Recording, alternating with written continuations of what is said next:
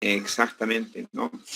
Entonces, y aunque sea un tema delicado, feo, etcétera, pues también es así como negociamos precios, que es negociación en las compras, en el comercio, también en la parte civil vendría a estar el divorcio, porque aquí en la negociación nos dice, cuando entramos a la negociación hay que tener definida en forma clara, ordenada y evaluable los objetivos a conseguir, ¿sí? Y si una o las dos personas han entrado, marido y mujer, a un proceso de divorcio, es porque ya no pueden convivir, ya mil motivos puede haber, ¿no?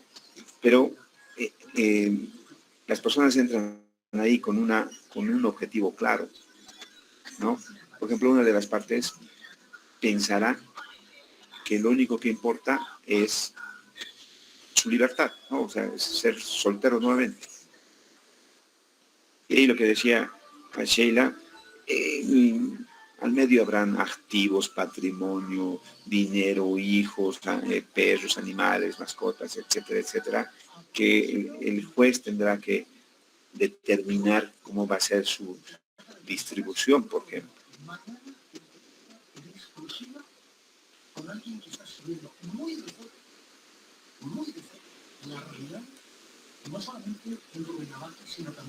¿no? Entonces, y el comprador, cuando se sienta a negociar, también tiene sus objetivos definidos en forma clara, ordenada y evaluada. El vendedor de la misma forma, y así todos los que entran en los conflictos obrero-patronal, el obrero, el patrón, ambos tienen sus objetivos claros. Aunque uno puede decir sueldo básico 20.000 bolivianos, el otro dirá tienen que trabajar gratis, etcétera. Entonces tienen definidos sus objetivos. Tercero, se tiene que plantear una estrategia. ¿Cuál va a ser la estrategia para alcanzar esto? Cuarto, determinar las técnicas, si quieren las tácticas que van a concretar la estrategia. La estrategia que vamos a utilizar alguna táctica. Es decir, las técnicas nos estamos refiriendo a cuál va a ser las tácticas que se van a utilizar para alcanzar esto, ¿no? Entonces vamos a ver que dentro de la negociación, ¿no? Aunque suene feo, por ejemplo, algunas personas, porque tanto hombres como mujeres, en ese proceso de divorcio hay las medidas de presión, ¿no? Las tácticas, las técnicas de presión. Si no pagas, no ves a tus hijos, si no firmas, no ves a tus hijos, etc. Entonces son más adelante que son concreción por coacción, por presión, etc., ¿no? Entonces, el planteamiento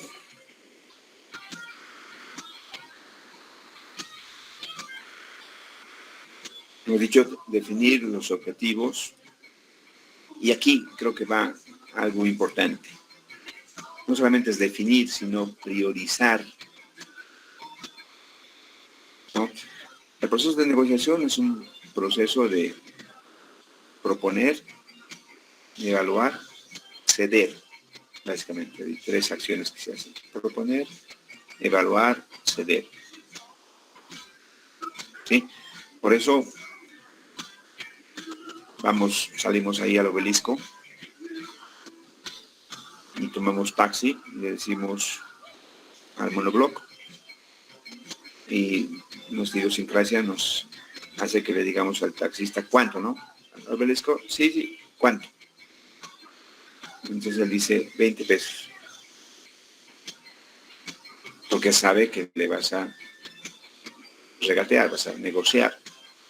Entonces vos le dices, yo siempre voy este tramo por 12 pesos. ¿No? ¿Qué dice el taxista? Le llevo por 18. El otro, que sea por 13.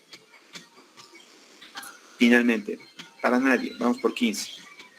Ya, de acuerdo, listo. Entonces, ¿qué hemos hecho? Es un proceso de negociación, ¿sí? Sobre un tema, sobre un servicio bien sencillito, transporte de un punto a otro, listo. Hemos propuesto, ¿sí? Te pago 15, te pago 12, te cobro 15, te cobro 20. Propuesto, proponer, evaluar. Y digo, pues yo siempre voy por 12. Alguna vez me han cobrado 14, 15, evaluar. Y si me voy en minibús, voy a gastar 2 pesos, pero voy a demorar el doble, etcétera. Y si me voy en teleférico, no llega ahí, pero evaluar. Y el otro también evaluará, ¿no? ¿Será que consigo? No hay mucha gente, bla, bla. Ya vamos por, ¿no? Y ceder. Entonces, si no estamos en condiciones de ceder en una negociación, no va a ir a ningún lugar la negociación. No va a ir a ningún lugar la negociación, ¿sí? Va a ser una negociación que se llama punto muerto, donde no avanza. Entonces, la negociación tiene que tener esas 3 características, que es proponer, evaluar, ceder. Y esos objetivos que nos planteamos los tenemos que priorizar. ¿Por qué? Porque en la negociación nunca vamos a alcanzar el 100% de lo que queremos. ¿Por qué? Porque hay esa última palabrita que hemos visto, que es ceder. Voy a tener que ceder algo. Entonces, de 10 cosas que me he planteado, no voy a alcanzar todo. Voy a tener que ceder algo. Y por lo tanto, lo que tengo que hacer es priorizar. Es decir, esto es no negociable. ¿No? Ahí negociaban Bolívar con Always Ready. ¿No? Negociaban por jugadores, es decir, a principio de año, ¿no? Y Always Ready dijo, en Numba no negociable, no tiene precio. Si quieren pagar 1 millón, no negociable, no. Listo, ahí, objetivo priorizado, Always Ready, retener en Numba. No está en el paquete de negociación. ¿Por qué? Porque hay que priorizar los objetivos. Por tanto, objetivos priorizados constituye una de las funciones básicas que debe tener todo buen negociador. No basta con saber qué hacer, sino hay que determinar también cuándo hacerlo.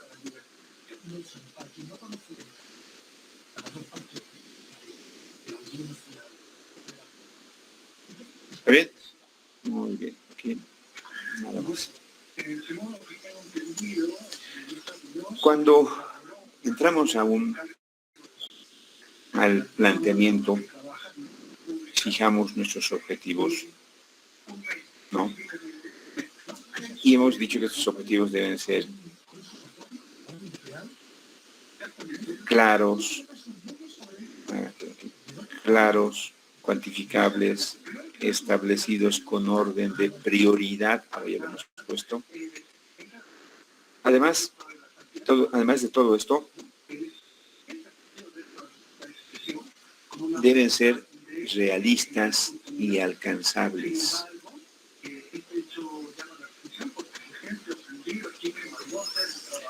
Por lo tanto, 2 cosas. Primero, en el planteamiento de la negociación es de mucha importancia la información.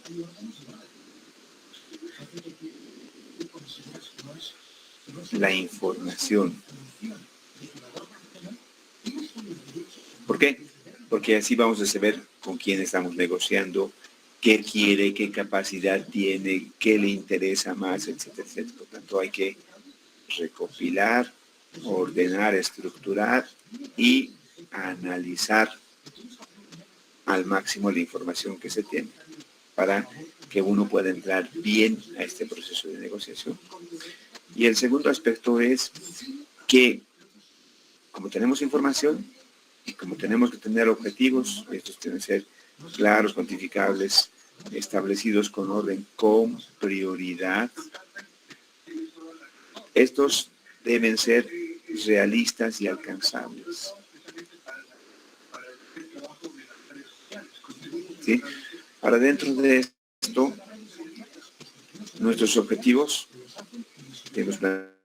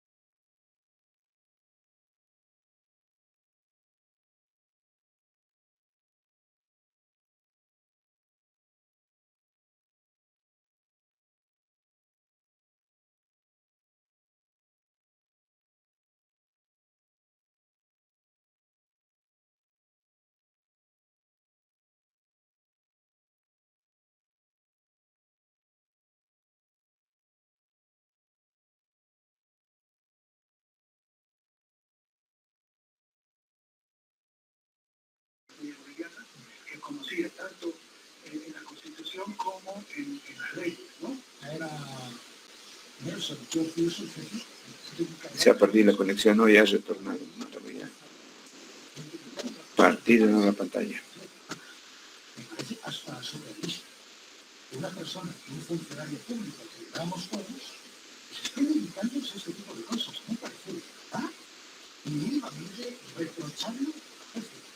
Y aquí el que recibe es el mandado. El que está en San Pedro, es el mandado. Muy bien. Otra vez ha retornado la conexión, ¿no? Sí. Si los objetivos son pesimistas, no. O sea, vamos a pedir lo mínimo. Entramos a un proceso en el que vamos a pedir lo mínimo. Por ejemplo, la COP entra a negociar con los empresarios y dice, no, sabemos que la situación es mala, que es, vas a pedir un incremento del 0,2%. El año pasado no ha habido incremento, cero. Vamos a pedir un incremento del 0,5%. ¿Sí? Y si entramos con objetivos pesimistas o objetivos pesimistas, son de fácil logro. ¿Sí?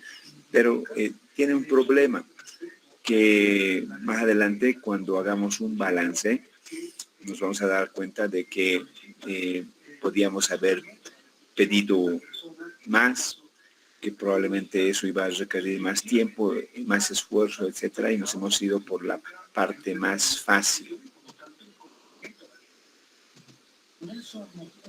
¿No? Si nos planteamos objetivos optimistas, muy optimistas,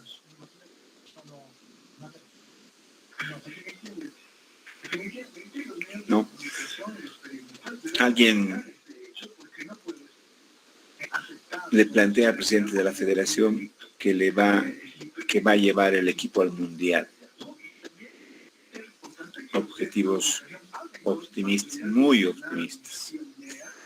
Viendo el plantel de jugadores que tenemos, y un poquito haciendo retrospectiva. Cuando hemos ido al mundial, teníamos de 10 Echeverri y teníamos 2 suplentes de 10, ¿no? Que eran Valdivieso, el emperador, y teníamos el Chocolatín Castillo, que también eran 10, teníamos 2 10. Y teníamos un arquero extranjero nacionalizado, teníamos una buena defensa, un extranjero nacionalizado en la defensa también, teníamos un buen mediocampo. Lo que probablemente menos teníamos era un 9, ¿no? Pero ahí Ramallo más, la ha hecho nomás, ¿no? Hoy analizamos y dices, ¿quién es el 10? ¿Y quién es el suplente del 10? ¿Y quién es, no sé, tal vez lo mejorcito? Ahí teníamos el 9, pero no tenemos un 10. Alguien dirá, hoy no se juega con 10, está bien, su perspectiva, pero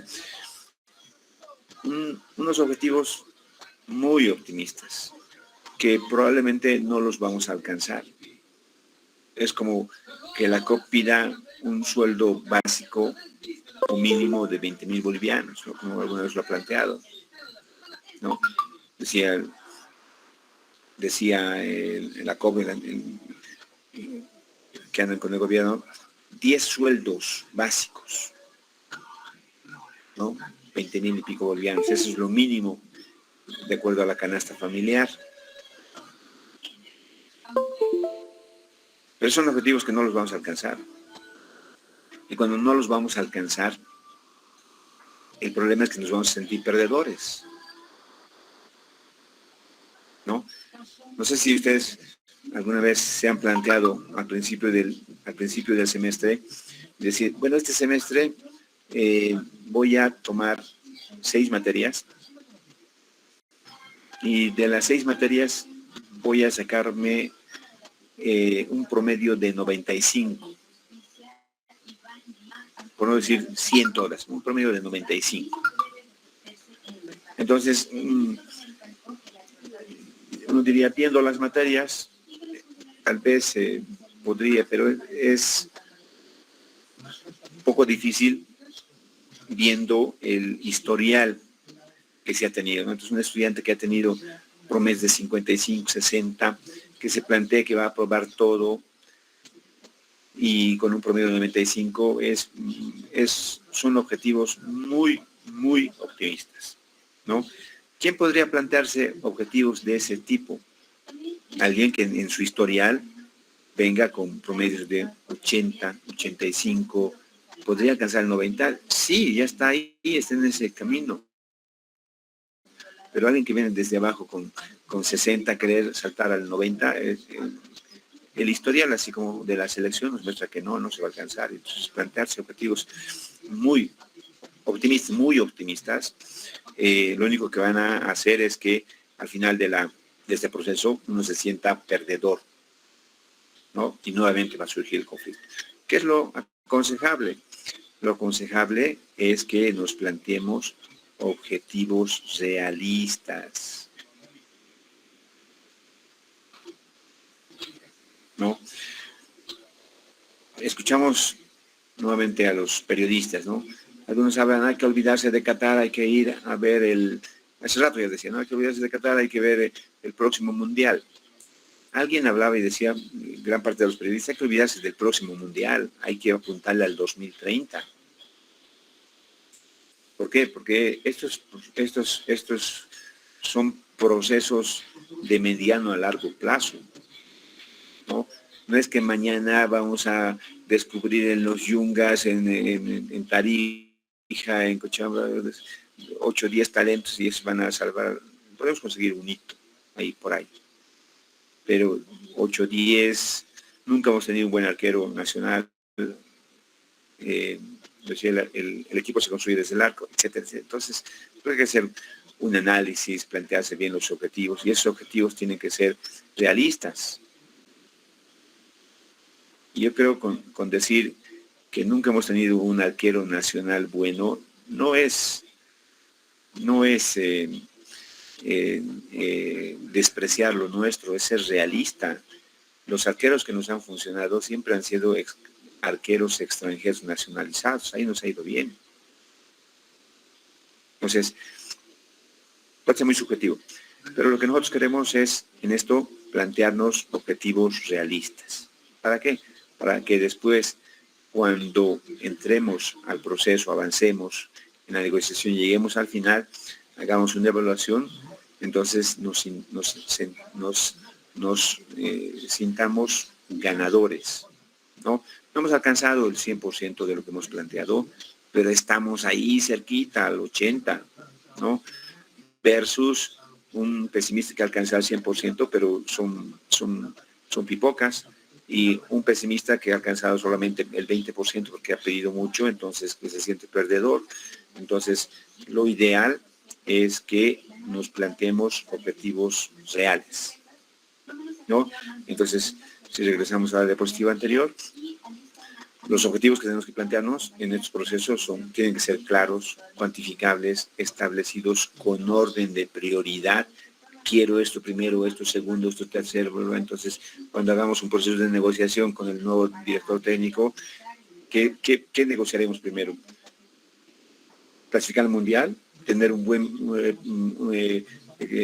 buen proceso en la Copa América, formar divisiones inferiores, que arranque las selecciones femeninas, tener juveniles, etcétera, etcétera. Entonces ahí hay pues hartos objetivos. Entonces eso lo tendremos que establecer con prioridad. ¿Qué es primero?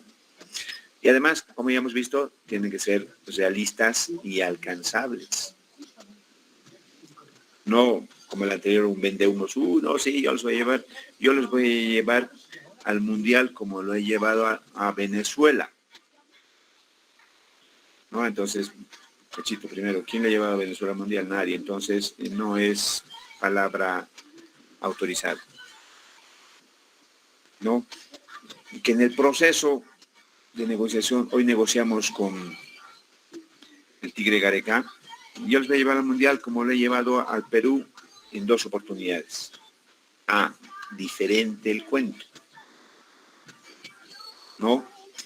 U otro que tenga experiencia, bla, bla, etcétera, que pueda hablar con propiedad porque tiene información, etcétera. ¿Está bien? Muy bien. Entonces, en este proceso, y aquí ya entramos al tema comercial, proveedor y el cliente, ¿no? Ambos deben plantearse objetivos realistas, que pueden ser pesimistas, que pueden ser optimistas, ¿no? Pesimista, disminuir el precio por un pedido similar a los anteriores. Realista, mantener el precio de un pedido similar a los anteriores. Optimista, mantener el precio para un volumen superior de pedido. Hoy sabemos que muchas industrias, especialmente las materias primas que tienen componentes derivados del petróleo, estamos sufriendo alzas todos los meses, algunos cada semana, otros todos los meses. Entonces, negociar, que me mantengan el precio, digo que me mantengan el precio, sé que va a subir, que me mantengan el precio, la voy a pelear. Porque sé que todavía se puede entrar en esa negociación, y si lo hago con volúmenes similares, también seguro el otro me va a pedir incremento, que compre más, etcétera, etcétera. Entonces, ahí entramos, ¿no? en ese tipo de objetivos que vamos a tener. Bueno, y esto es desde el punto de vista del vendedor, y desde el punto de vista del comprador, los objetivos van a ser aumentar el precio para un pedido similar a los anteriores, realista, mantener el precio entonces ahí tenemos coincidencias, y optimista, disminuir el precio para un volumen de pedidos de similares características, ¿no?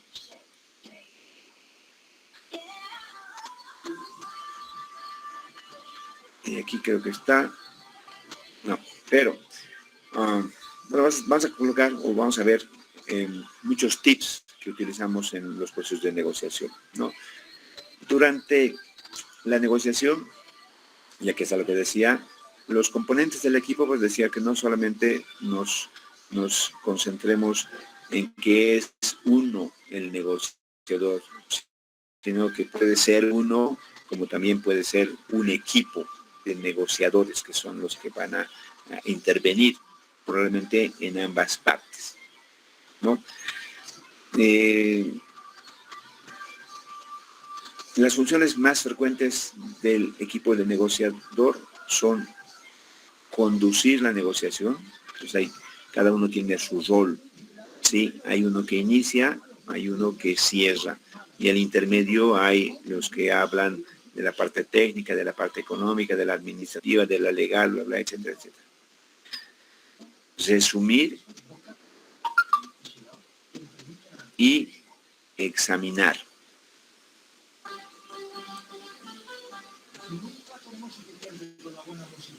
¿Sí? ¿Qué hacemos en conducir? O sea, tiene que haber una persona que asume la responsabilidad de conducir la negociación.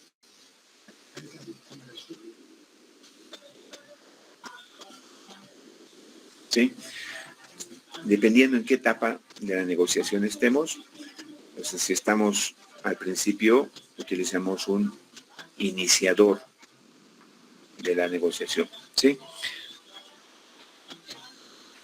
¿Han visto se van por el mercado, ahí se van por el mercado, se van por la Calatayud, y hay normalmente señoritas, ponen unas señoritas bien simpáticas que te invitan a probar un traguito, ¿no? Hay venta de licores, ¿no? ¿Qué se llaman esas muchachas? ¿O ese puesto de trabajo?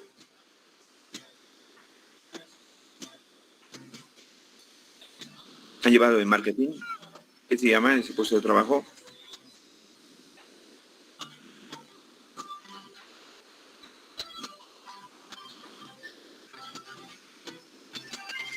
A ver, ves que de mi lista que hay 66 y todos son tímidos y tímidas. A ver, ¿quién está por aquí cerca? Bradín. Ya contestaron. Buenas tardes. ¿Qué se llaman las muchachas que te invitan ahí para que pruebes el traguito y después le compres, te gusta? Ahí te invitan a pisito, te invitan galletitas con mermelada, todo eso, ¿no ves? Ay, no estoy seguro su nombre, ingeniero, solo sé que son ambulantes, bueno, no ambulantes, sino impulsadores, algo así les dicen, Ya, no recuerdo el nombre. Ya, la Carolina nos ha dicho, se llaman impulsadoras de ventas, impulsadoras de ventas, ¿no? ¿Qué es lo que quieren hacer? Quieren hacer el gancho, ¿no? Que pruebes, te diga, rico, sí. Entonces pase, te dicen, ¿no? Ven, pase, ahí está en el local. Entonces vos, mírate, este es uno, este es el otro, esto cuesta tanto, si se lleva esto, le doy el otro, etcétera. Entonces, lo que están haciendo es iniciar. Lo mismo tenemos en la negociación. En ese equipo tiene que haber un iniciador, alguien que venga y te diga, pruebe, no pruebe, entre, venga, aquí vamos a negociar, nos sentaremos, charlaremos, ¿no? Entonces, y en la conducción va a haber varias personas, ¿no? Aquí decimos, el que va a conducir asume la responsabilidad de conducir, el que debe tener peso fundamental en la negociación, pero primero entra el iniciador. Después entra el que va a ver la parte técnica, el que va a ver la parte administrativa, el que va a ver la parte económica, el que va a ver la parte jurídica, y finalmente vamos a dejarle al último, al cerrador, ¿no? Y que en el proceso de negociación, si es una persona, va a hacer todas esas funciones unas después de otras.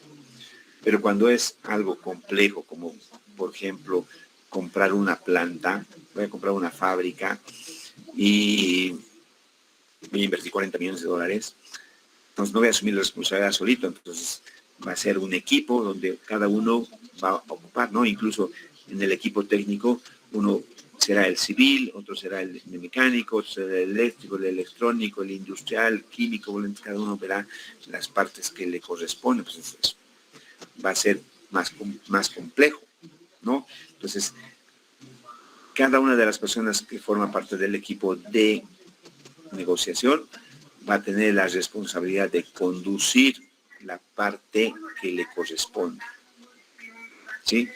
El rol es asumido normalmente por el miembro del equipo con mayor nivel o con el tema que se está tocando, ¿no?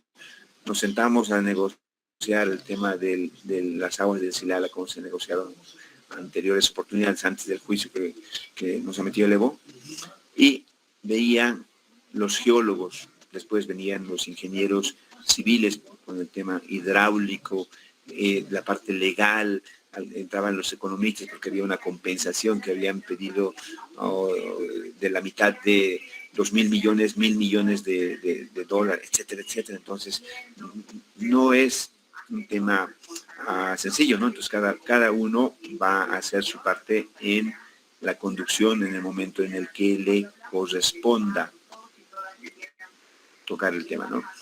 Resumir, ¿sí?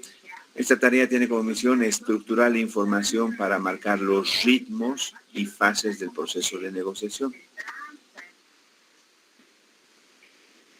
Las fases del proceso negociador, ¿no?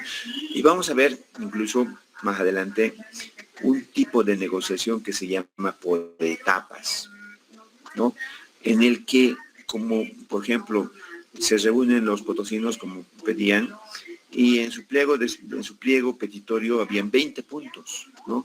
Y se sientan el gobierno con los cívicos, empiezan a negociar, y después esto es complicado. Entonces, si no llegamos a un acuerdo al final de los 20, aparece nuevamente el conflicto. Entonces, ¿qué es lo más conveniente cuando tenemos eso? Negociar por etapas, ¿no?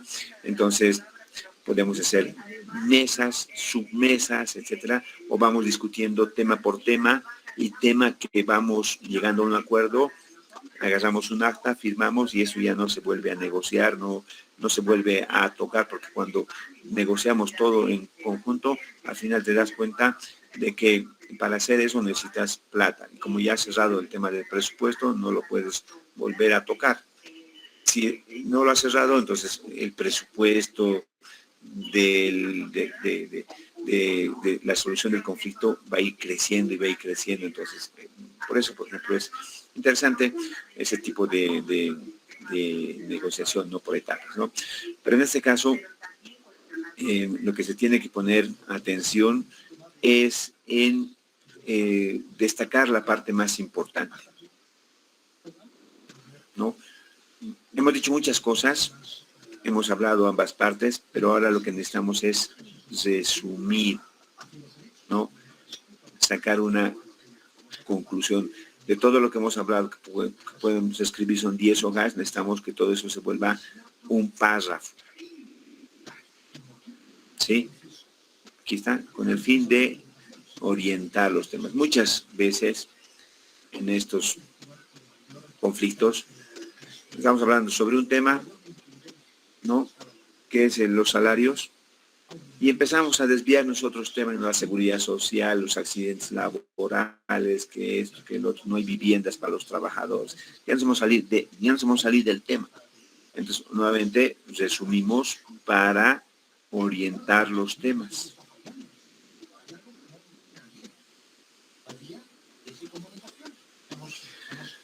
Finalmente, examinar, evaluar, ¿no?, el análisis de las personas y del proceso. Debe ser muy observador.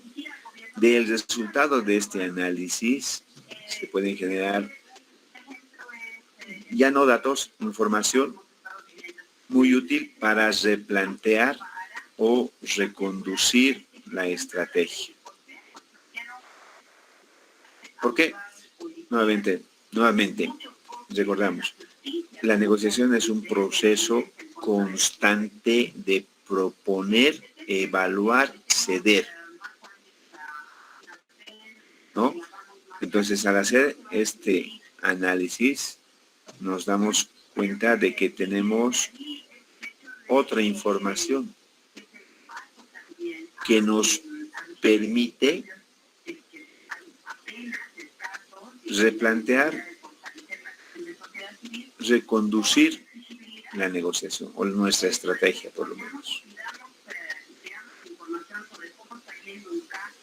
¿no? Entonces, es re importante. Muy bien, hasta ahí solamente la primera etapa. Hay etapas obviamente que son bien cortitas, ¿no? Y hay etapas que son bastante largas, requiere mucho tiempo, mucha atención, etcétera. La segunda etapa, hemos dicho que es el inicio, ¿sí? Ese inicio lo que involucra es la apertura del proceso negociador. ¿De qué estamos hablando? De las primeras interacciones.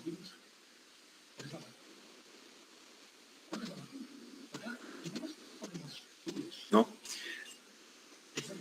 Comprador-vendedor. ¿Cuáles son las primeras interacciones? Ya hemos visto ahí el ejemplo. El vendedor, obviamente, con la alza de los quiere aplicar nuevos precios. El vendedor quiere bajar los precios, en su mejor perspectiva, mantener, que ahí se sentiría ganador. Entonces empezamos con este proceso.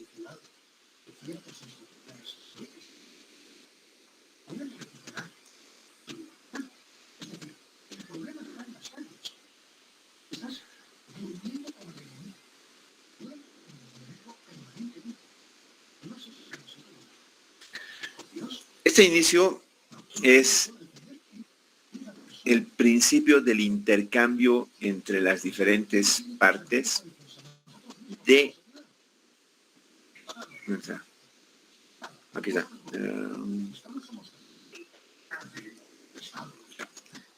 Lo que buscamos en el inicio es comunicación y argumentación de las ideas, argumentos y puntos de vista. ¿Sí? Obviamente, sobre cada tema, cada uno puede añadirle la subjetividad, ¿no? Cada uno mira con los ojos con los que se ha criado, tiene sus vivencias, costumbre, etcétera, etcétera, ¿no? Y eso vemos incluso hasta en la forma con la que nos expresamos. Pero es que hacemos para prevenir la violencia en los distintos niveles. O sea, hay responsabilidades muy claras, específicas, y además ponerles recursos aquí. Hay una política pública que se trabajó ya hace años y que no se la aplica, ¿no? Desde el 2000... Desde el 2013 que está la ley. No está, ya. Lo debí sacar. Tenía aquí una diapositiva.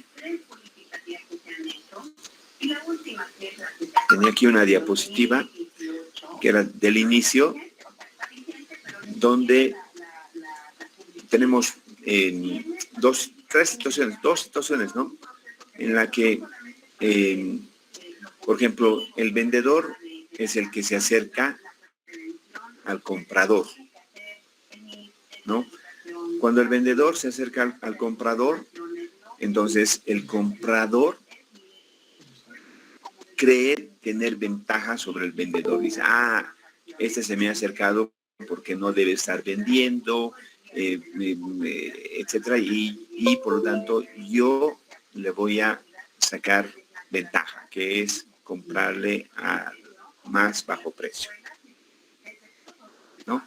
La otra es que el comprador primero se acerque al vendedor y el vendedor lo que hace es piensa y dice, este necesita el producto, no tiene en stock, no le está vendiendo mi competencia, etcétera, etcétera, y por lo tanto yo estoy en ventaja y le voy a sacar lo más que pueda en precio, en condiciones, etcétera, etcétera, ¿no?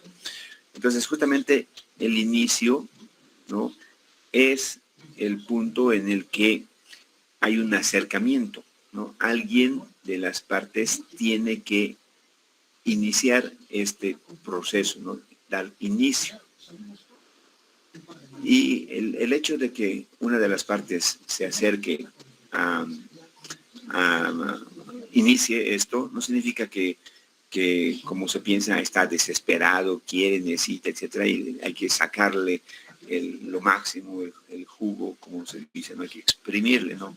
Entonces, alguien da el primer paso y, bueno, es porque quiere darle una solución, quiere salir del conflicto, etcétera. No significa que esté desesperado, de que ahora el otro se tiene que aprovechar, etcétera, etcétera, ¿no? Por tanto, en esa etapa es un intercambio que puede producir discusiones que manifiestan los distintos puntos de vista de cada una de las partes y los argumentos que cada parte esgrime para intentar convencer al resto de lo que cree, ¿no? Entonces, en este inicio hay los primeros intercambios de argumentos, ideas, puntos de vista. ¿Sí? Si empezamos a hablar de algún tema, ¿no? Seguro que los puntos de vista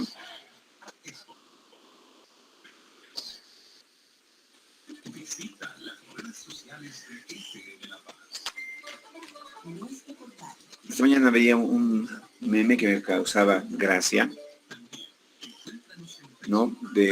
Decía un meme que defendía a Farías, ¿no? Los tres que le criticaban a Farías, decía Valdivieso, Villegas y... ahí se me dio el otro. Villegas, Farías y... el otro técnico nacional que le criticaban a Farías, no pueden con sus equipos y los tres han perdido. Yo decía, está bien, pero hasta la anterior semana, donde hemos jugado, y antes incluso que ya estábamos eliminados, la crítica era contra Farías, ¿no? Y cómo los puntos de vista pueden cambiar en el tiempo, ¿no? Y gente que lo criticaba a Farías, hoy defendiéndolo a Farías, y seguramente la próxima semana va a pasar algo distinto, ¿no? Criticándolo a Valdivieso, mañana pasado lo van a defender a Valdivieso porque va a ganar un partidazo a sus rivales, etcétera, etcétera. Entonces, esto de este inicio justamente va a ser ese concepto que teníamos de negociación. Negociación va a ser un proceso de proponer, evaluar, ceder. ¿Sí? ¿Qué vamos a proponer ahora? Ideas, argumentos, puntos de vista, hechos, en algunos casos. ¿Sí? Muy bien. Después tenemos la tercera etapa, el posicionamiento. Todavía nos falta hartísimo, ¿no? 61, ya.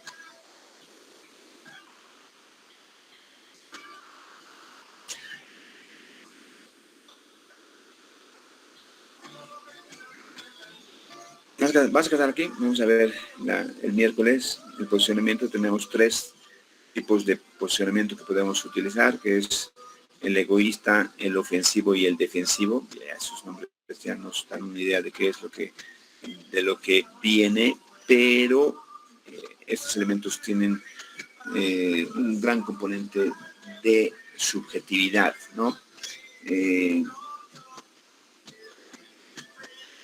Hoy con la ley de discriminación, ¿no?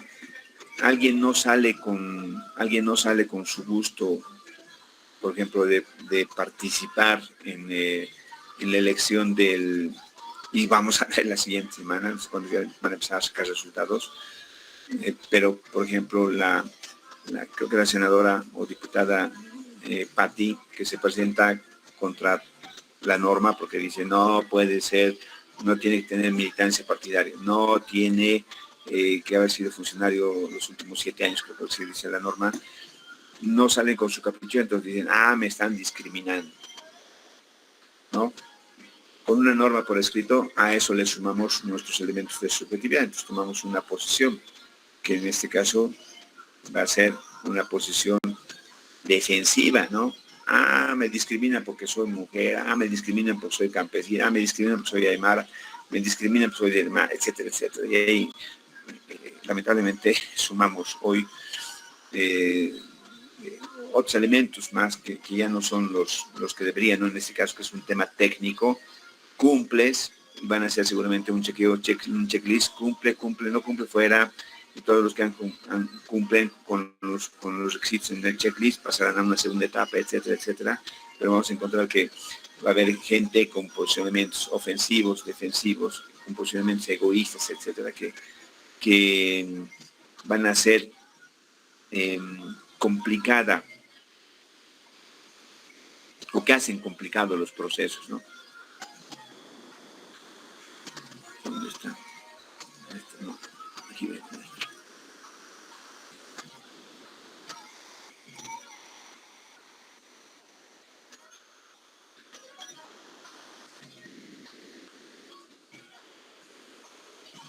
Déjenme habilitar la asistencia del día de hoy.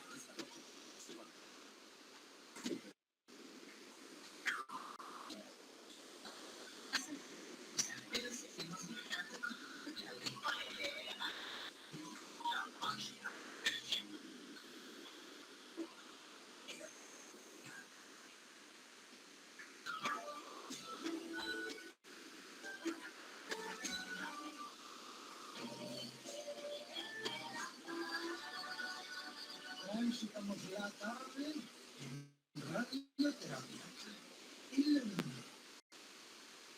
Los cantantes exilianos a la vida siguieron algunos meses, tuvo una presentación hace unos días, dijo Valeria, uno de los cachos castellanos. Me encuentro bien, cualquier otra cosa me parece absolutamente legítimo. Es más, en la vida hay que saber darse a bien. Y cuando ella no te ha podido continuar en los escenarios, manteniendo eso sí, su ignorante registro de voz. Ya está habilitada la asistencia del día de hoy. Y bueno, hoy día no hay pruebita, pero el día miércoles regresamos nuevamente a las pruebas. La anterior semana hemos respetado la semana de industrial, de festejos, y que había tolerancias, etcétera, etcétera, para no tener problemas. No hemos tomado ninguna prueba, pero ya retomamos, nos falta tomar, si no me falla la memoria, sobre e-commerce, y bueno, vendrá después de negociaciones, etcétera. Entonces, desde el miércoles nuevamente retomamos el tema de las pruebitas. ¿Está bien? Muy bien. ¿Alguna pregunta más que tengan?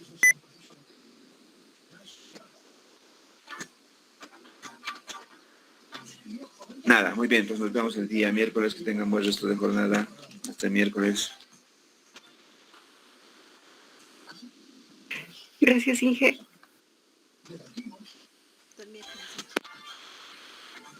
Hasta el miércoles.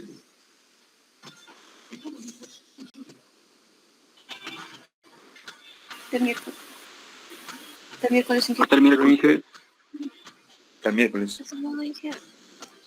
Gracias, Inge.